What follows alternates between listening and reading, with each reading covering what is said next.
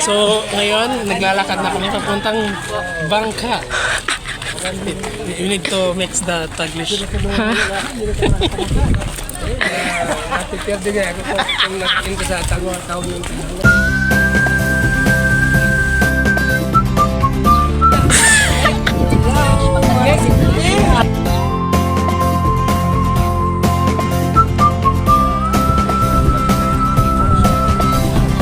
Hello mga kasimpleng buhay! Pumunta nga pala kami sa Dimasalang para mag-island hopping.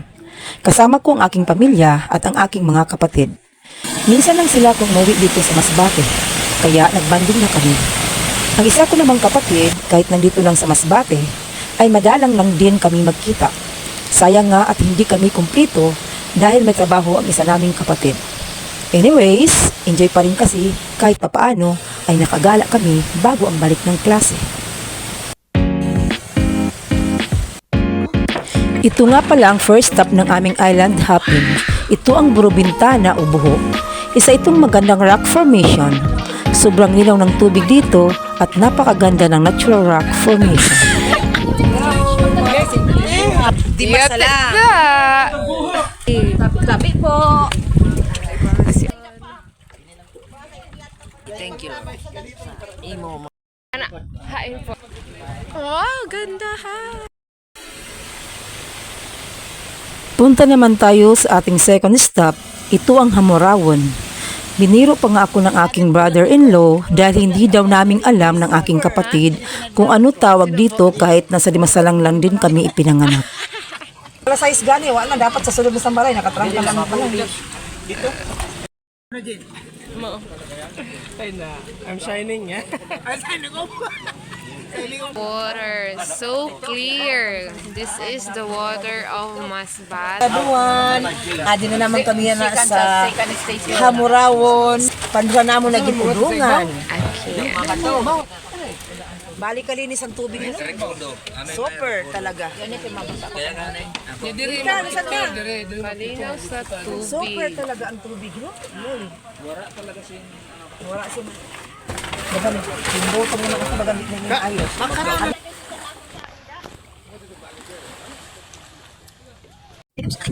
May mataas na part nga pala itong Hamorawon. Umakyat kami para makita ang view ng lugar mula sa itaas at kumuha ng pictures.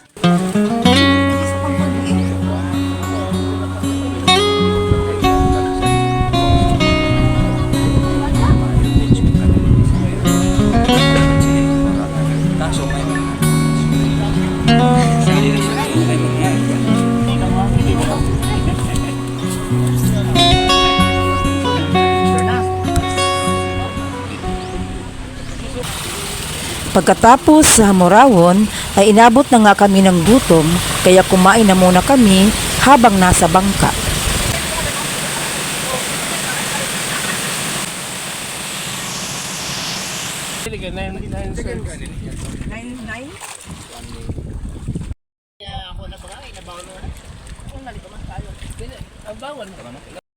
Hello mga kasimpleng buhay! Adi naman kami yan sa pantulong namang naging udungan and 9 Sibs Beach Resort.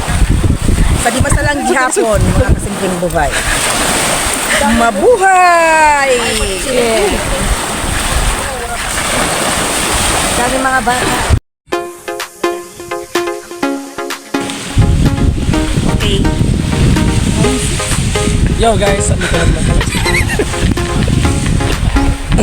Hindi na nga bumaba ang ilan naming mga kasama dahil napagod na. Iba talaga kapag may edad na. Pero itong dalawang kapatid ko nakakauwi pa lang dito sa Masbate ay gunago pa rin. Napakapino nga ng buhangin dito at napakaputi pa. Kaya naman sobrang ganda. Kita nyo naman, di ba?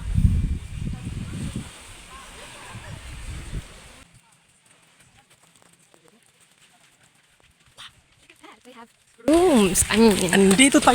Andito tayo ngayon sa 9 Sibs Resort. So nakikita niyo yan? Hindi sa amin yan. Oh, hindi pa sa amin.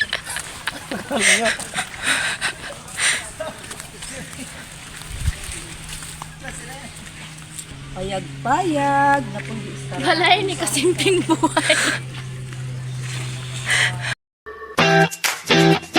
Dumaan naman kami sa Presidential Resort pero hindi kami nagtagal doon dahil marami ang tao.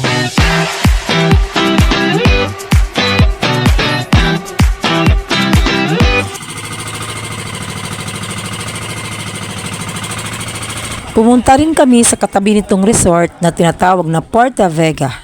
Pero naubosan kami ng cottage kaya sa buhangin na lang kami nagsiupuan. Kahit ganon ay nag-enjoy pa rin kami. Masyadong mababaw na ang tubig nung nagsiligo na kami kaya medyo may distansya ang aming nilakad para makaligo. Kung nagustuhan niyo po ang video ito, paki-like, share, and subscribe naman. Baka naman may magbigay sa akin dyan ng stars. Salamat in advance. Yun lamang po mga kasingping buhay. Salamat sa inyong panunood.